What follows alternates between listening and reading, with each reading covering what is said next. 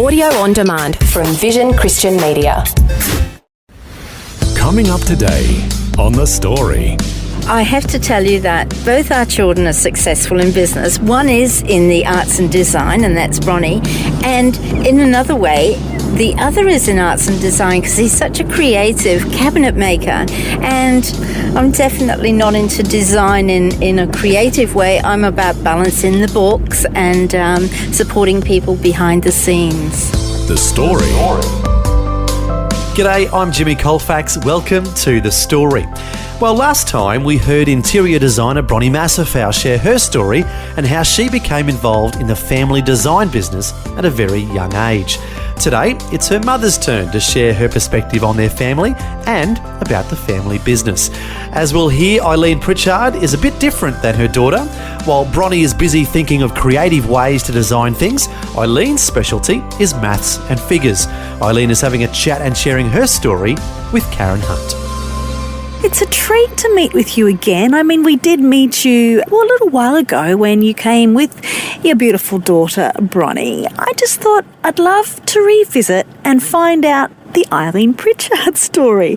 So first of all, as a Welsh woman, were you actually born in Wales? I was born in Cardiff, the capital of Wales, and lived there for 15 years, did my school in there.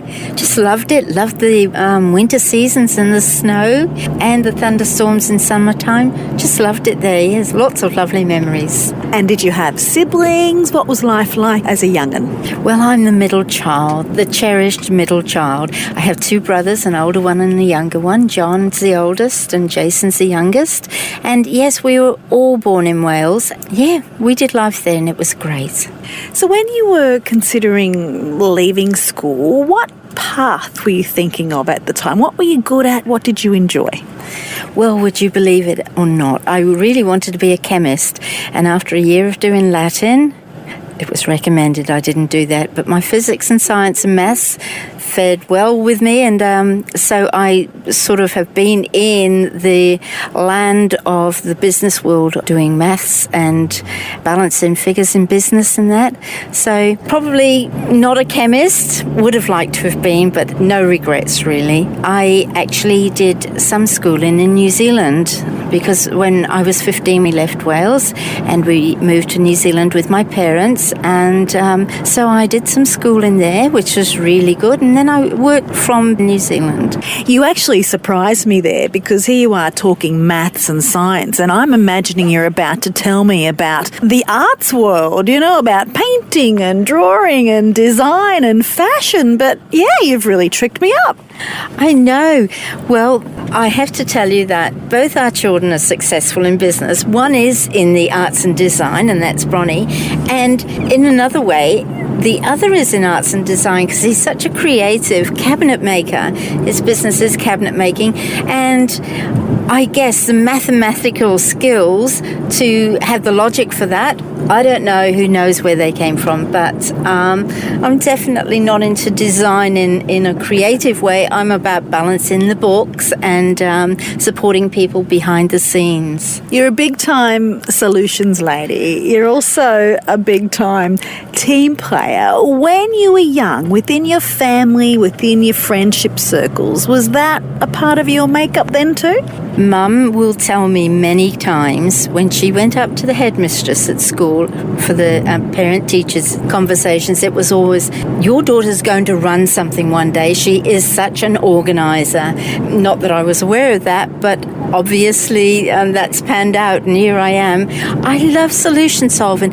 You know, when someone comes to me and says, oh, I can't do this or I can't do that or this isn't working, and they're maybe pulling their hair out, I'm thinking, okay, there's got to be a way out of this. Let's see what we can work out. And that's the energy that I bring to those situations. It takes a lot for me to become frustrated with not finding a solution, because it's a matter of picking up the phone and maybe asking someone else if I can't do it. So there's got to be a solution for everything out there.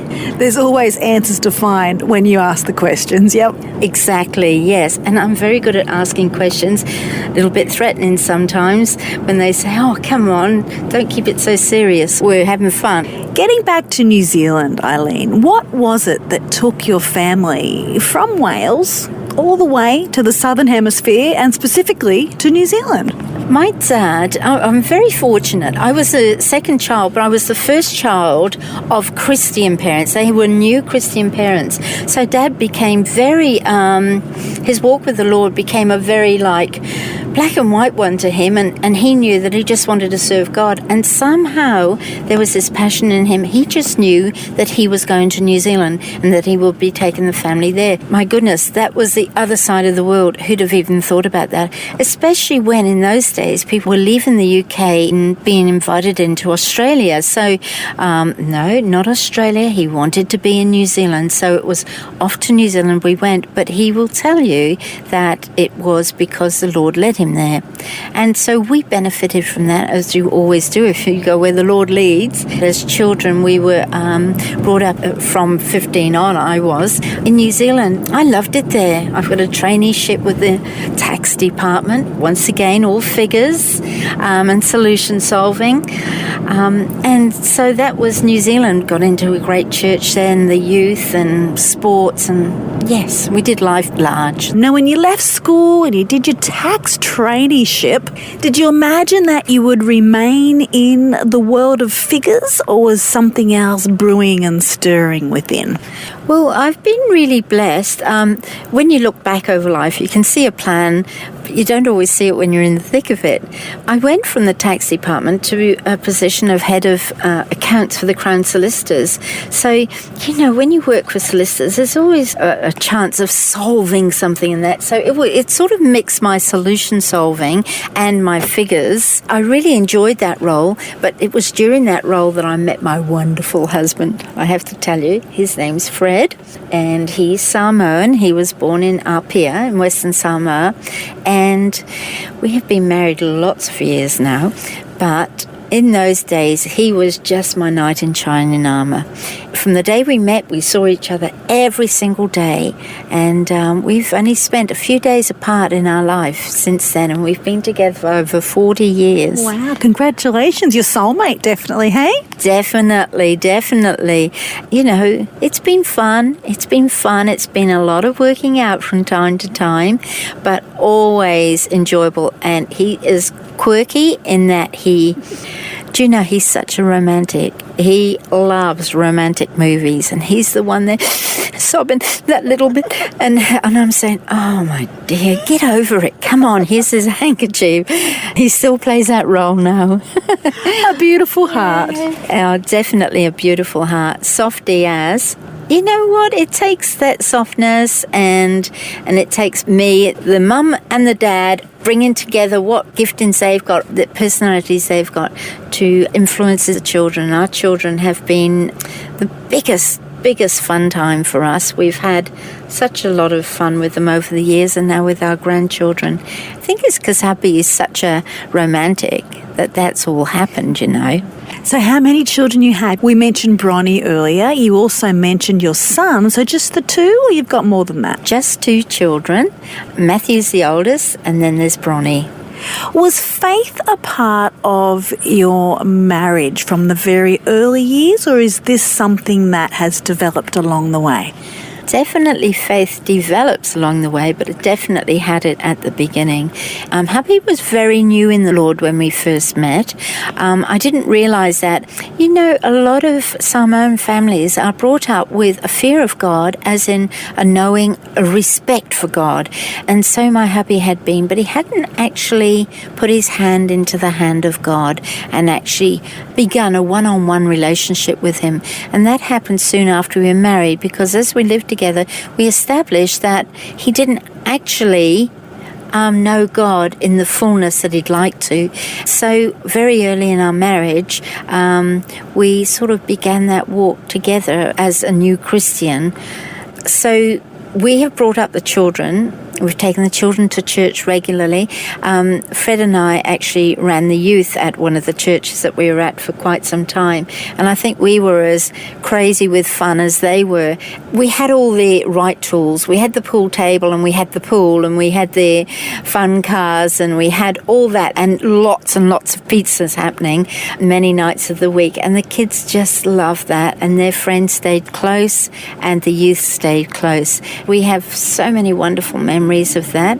So yes, our walk with God has definitely been an integral part of our life and will continue to be so. But that's been an influence with our children and also with our grandchildren. That we see as a real blessing from God, from generation to generation.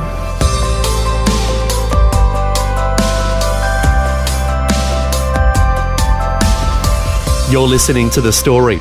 Today, Karen Hunt is chatting with Eileen Pritchard, who is originally from Wales and has been the business manager for her family's design business. We'll hear more of Eileen's story when we return. The Story. If this program has highlighted something you'd like prayer for, we'd love to pray for you. Call 1-800-PRAY-FOR-ME. That's 1-800-772-936. It's a free call. Or text 0401 132 888. Hi, I'm Jimmy Colfax, and this is The Story.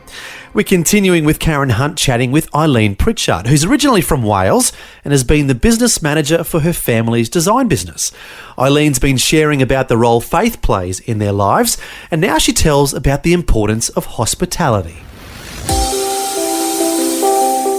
I do actually remember, one of the conversations with Bronnie in the past where she was encouraging families to do exactly what you just described. Be hospitable. The gift of hospitality. Growing up in such an environment, in such a culture, how open-hearted is that to others, to bring community in, to help develop and grow other people? That's a key part of your personal mission as well, isn't it? It is. It's spontaneous. It is, regardless whether you're tired or not, it is about giving to the people that you invite in. It's not always by invitation. Often it just happens, and it's just, we've learnt to always have things in the freezer, always have things in the fridge ready to go. I'm scaled down quite a bit now that the children aren't living at home, but that's still how we live, because when people arrive, we just want them to stay longer than they thought they were going to stay. Just recently, I had a girlfriend a little bit low at the moment, like we all go through, and I thought, chicken soup. So I rang her and we were chatting away, and she said, I'm just so exhausted. I said, that's all right. You'll come into our place on Friday night and we're going to have something special. And I remembered someone using a term on me years ago about marinating in God's love. So I said to her, you're going to come over and we're going to marinate you on Friday night in God's love. Well, she said, oh, you're a silly chook, which is what she always says. Oh, you're a silly chook. But she came over and out came the homemade chicken soup, and it was a hit. And then we sat back and watched a romantic movie. It was just food for the soul. It really was. That's hospitality. For us, just opening the door, not necessarily formally, just, wow, just come over and be with us for that little while. And you know what? It does us the world of good for that to happen, no matter how tired we are. You're such a warm person, Eileen. I love it. Isn't there a book called Chicken Soup or Women's Soul Chicken Soup something? Do you know what I'm talking about? I've heard of that. I just think it's a great name for a book. I'm pretty sure there's a book out there called that, because I've heard people refer to it. And what a great name to give something, because chicken soup itself literally is such a healer because of, all the goodness that comes out of the bones and that. So, yes, good for the soul as well. Eileen, we heard just before about moving from Wales to New Zealand when you were younger with your family. But the fact that now with your husband Fred, your two gorgeous kids, you're in Australia. How did you get to be here and what are you doing? Well, I have to tell you, it was a matter of adventure. Let's get going somewhere. And we were actually going to go to Perth, but that was a bit too far from Auckland, so Brisbane was it. Hubby was in the police force at the time, and they were looking for police because the games were soon going to be on. So we thought, okay, let's go across and see. And we came across for a holiday, just hubby and I. And hubby had an interview, got the job. So then we enjoyed our holiday, looking around knowing that we would be back very shortly with the children to begin a life in Australia. And that was over 30 years ago. Wonderful Australia, just love it, which they keep the heat down a little bit in summertime, but winter, just love winter here. So no regrets? No regrets at all. Lots of trips back across the Tasman, but no regrets at all. And you're talking about the Commonwealth Games that were in Brisbane? Yes, that was back in the early 80s. Was it 1980? Sure, it was around about that time. I think you're right. Kind of my high school years. I do remember. Well, they were the days when, we were young then. Thought we were old enough to know everything, but we were young then, and we just took on the world and came to Brisbane. And, Brisbane was a way behind time city compared to the other cities in Australia, but it was so advanced from Auckland that it was just like, wow, we're in the big city now. Look, it's been a wonderful journey. It really has. And now we travel extensively throughout Australia, and we've got to know other cities here as well, but Brisbane takes some beating. So Fred's not in the police force any longer? No, we actually went into business. So out of the police force and into business, and that in itself is a whole different experience for him. I guess now at this age, these are the years for retiring, but I can't think about retiring. It's just not on my agenda at all. And hubby just loves his golf, so I think it's going to be golf and work for him. Golf and work, social life. But all the time we're building relationships with other Christians and taking the gospel out there really in how we live and what we do. That's our life. We just give the day before we start to the Lord and just ask Him to guide us through. And we plan, and sometimes the plans don't turn out. But I tell you what, retirement isn't part of that plan at the moment. There's just no excitement comes to us when we think about retiring. It's just like, no, not yet. There's still too much to do. Way too much to do. We're really very young at heart. It's just as well this isn't visual, though, because you might say, whoa. But no, we're really very young at heart and nowhere near ready for retiring. Honey, you're gorgeous. You're stunning. I love the spunk in you. I love the warmth in you. Tell me about the faith aspect even now these days. Are you involved locally with a particular Christian community of people? Or? We're very blessed. We go to the worship centre in Brisbane, and we enjoy serving in that church. The praise and worship is just the most uplifting time, and we enjoy the life that we're doing there with people and how we're influencing the world and supporting others. There's some awful things happening overseas at the moment, but we're prayer warriors, and that we diligently do, pray for others. Doing it hard over there. Doing it hard, losing lives, watching families lose lives. But we're fervently praying for those people that are being tormented overseas. Eileen, what encouragement can you offer? I mean, it can be quite depressing when you really hone in on all that is going on globally. Inspire us. Give us your mama heart encouragement. I guess my mama heart encouragement is, whenever things get rough or too big, or I wonder how I've arrived somewhere, I go back to that one thought: simple, childlike faith and nothing more. And I just peel back to bring it to a simplistic place so that I actually get rid of all that's going on in my head, all that's going on in the life around me, and I just hone in on God and just keep it simple. And then He gives me clarity again. And, like if I'm praying for someone and don't really know how to pray for them, I just say, Lord, simple childlike faith. All that I know and see and do, take that away so that I can just have that clearness of thought with you and understanding. And then I know how to pray for those people. So simple childlike faith. Eileen, it's been a privilege sharing with you today. I wish you well within your family, within your business, with your hubby Fred. God bless, and I'm sure we'll be touching base again sometime down the track with you and or your daughter Bronnie Masefau. Thank you, and lovely to be with you today, Karen. Thank you. God bless you, Eileen. Thank you. Bye-bye. Bye-bye.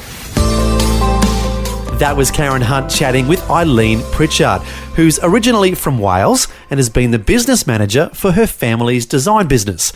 Since this interview was recorded, Eileen has retired and has now started a new chapter in her life. She's part of the leadership for a nationwide unplanned pregnancy ministry called Priceless Life. To contact Eileen or to learn more about this organisation, their website is pricelesshouse.org.au. That's pricelesshouse.org.au. Well, we'll end today with a Bible verse about hospitality. That's been a real theme in Eileen's life and in her family. It's from Hebrews chapter 13, verse 2. Do not neglect to show hospitality to strangers, for by this some have entertained angels without knowing it. Well, thanks for joining us for Eileen's story. I'm Jimmy Colfax, encouraging you to share your story with someone today. Thanks for taking time to listen to this audio on demand from Vision Christian Media. To find out more about us, go to vision.org.au.